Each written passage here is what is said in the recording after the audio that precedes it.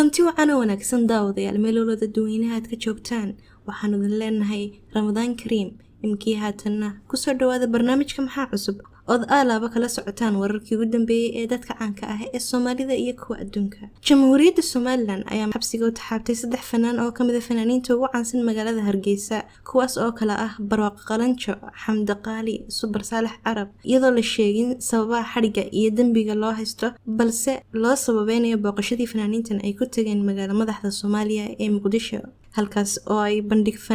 fanaaniintan ay ugu qabteen taageerayaashooda walow fanaaniintan muddo aan ka yareyn 3 bilood Hargeysa ay ku sugnaayeen oo aan la xirin ayaa arintani maanta dhacday taas oo dad badan yaabi ama ka ku noqotay. Fanaanka Super Saalax Arab ayaa bartiisa Facebook ku soo qoray qoraal uu ku sheegay in askar ka haysatay isaga iyo Barwaaqo Qalanjo iyo Xamda Qaali wuxuuna yiri assalaamu calaykum dhammaan walaalahayga wanaaga jecel aniga oo ah Saalax Arab iyo Barwaaqo Qalanjo iyo Xamda Qaali askar ayaa hadana sii wada waxana lagu haystana garan mayno iyo waxaanu galabsanay walaalaha dulmiga nacab waxaan ka codsanaynaa inaad sida nooga warhaysaan waxaana xusid mudan in bishan gudaheedii iyadana xabsiga loo taxaabay fanaanada caanka ah ee Ifraax Hargeysa oo kamid ah kooxda xidigaha geeska sababta xariga Ifraax Hargeysa waxa la sheegay in dhul ay lahayd uu ku qabsaday nin dawladda ku dhow oo loo awood sheegtay waliba iyada umul ah bahada Somaliland waxay cambaareenaysaa ficiladaas aan sawirka fiican ka bixinin dimuqraadiyadda Somaliland ay ku faanto oo fanaaniintaas xorriyadooda loo soo celiyo maadaama bir Ramadaan lagu jiro fankuna uu ka madax bannaan yahay siyaasadda